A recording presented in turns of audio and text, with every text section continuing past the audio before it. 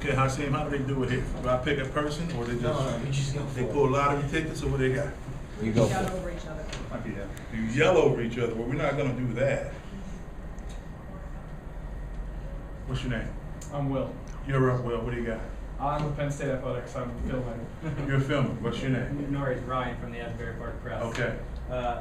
Just can you kind of give us an idea what this day was like, what the last couple days were like, how strange it was, obviously, these circumstances? What the day was like. Okay, it was a regular pregame day for us. Just the head coach wasn't here. Got here to the stadium. Went through our normal ritual. There was nothing out of the ordinary or anything that seemed overtly strange about the day. What's your name? Garrett Stepping. What do you want to ask me?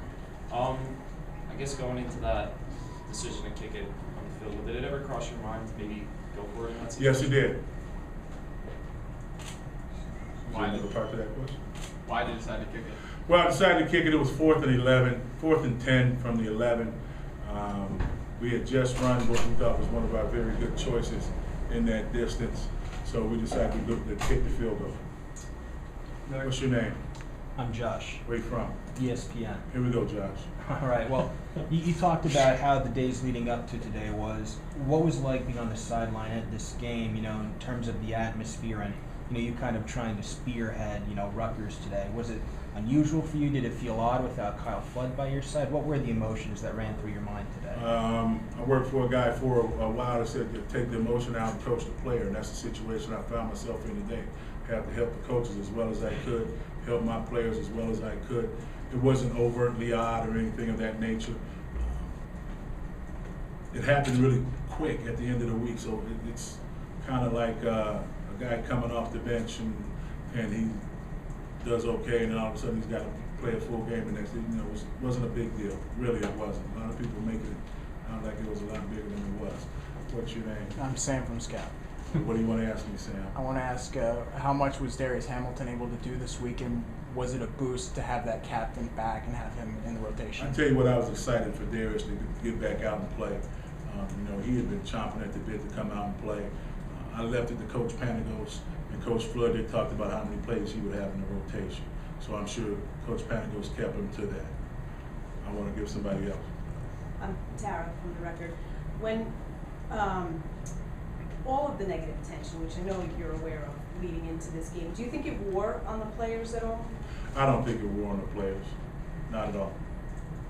What gave you that confidence in what you saw from them? Because the result was obviously not what you had hoped for. Well, I don't think the result was an issue of negative attention on the program or the situation with the head coach being suspended. I think that Penn State did a good job of executing their plan better than we did.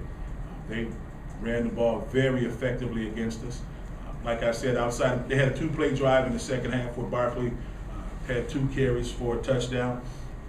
And outside of that, the defense played pretty decent in the second half. Now, it's a 60-minute game, and we can't talk about playing decent for 14 minutes. You got to play good for 60 minutes to beat anyone. But in my heart, I don't believe it's distractions that were that caused the result we had today. The gentleman in the blue shirt holding the phone. Yeah, You got to tell me your name first. Steve Edelson, Asbury Park Press. But you are down a number of players. Do you think that lack of kind of manpower is affecting the team?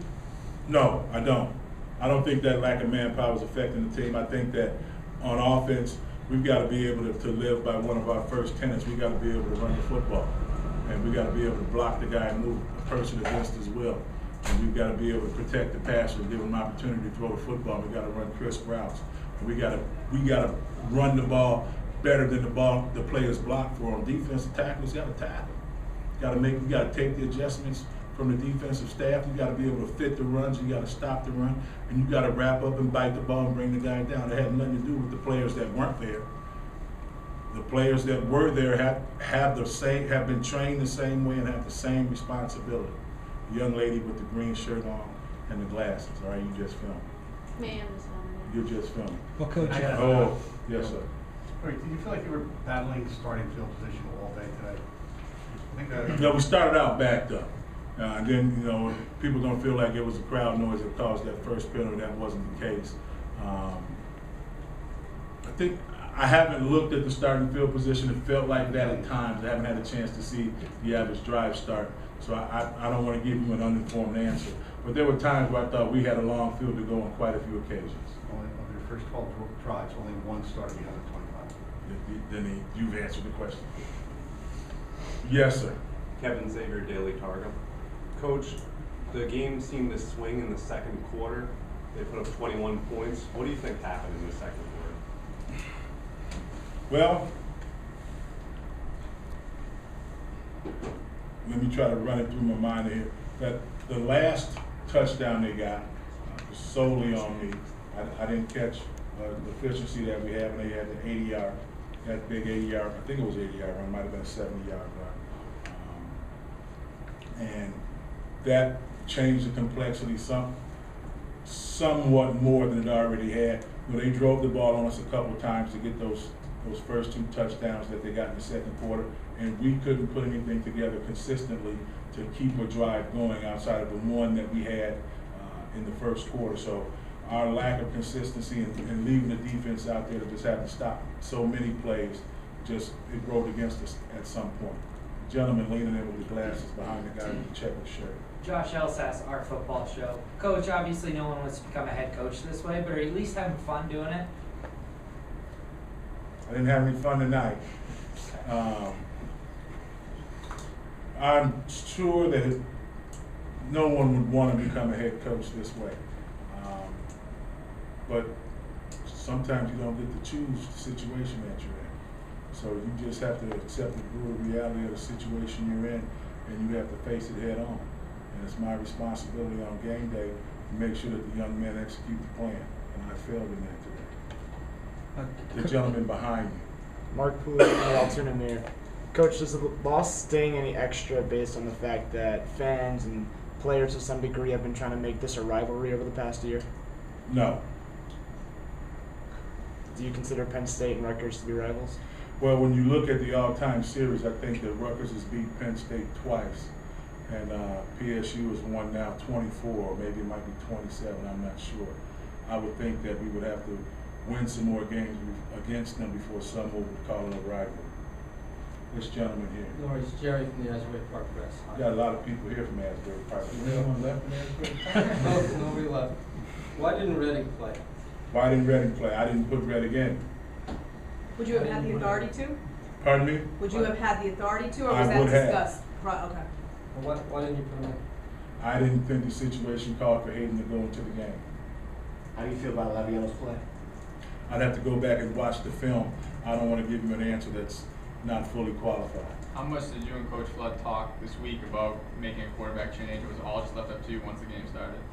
We had 2 conversations about it. Time for 2 more questions.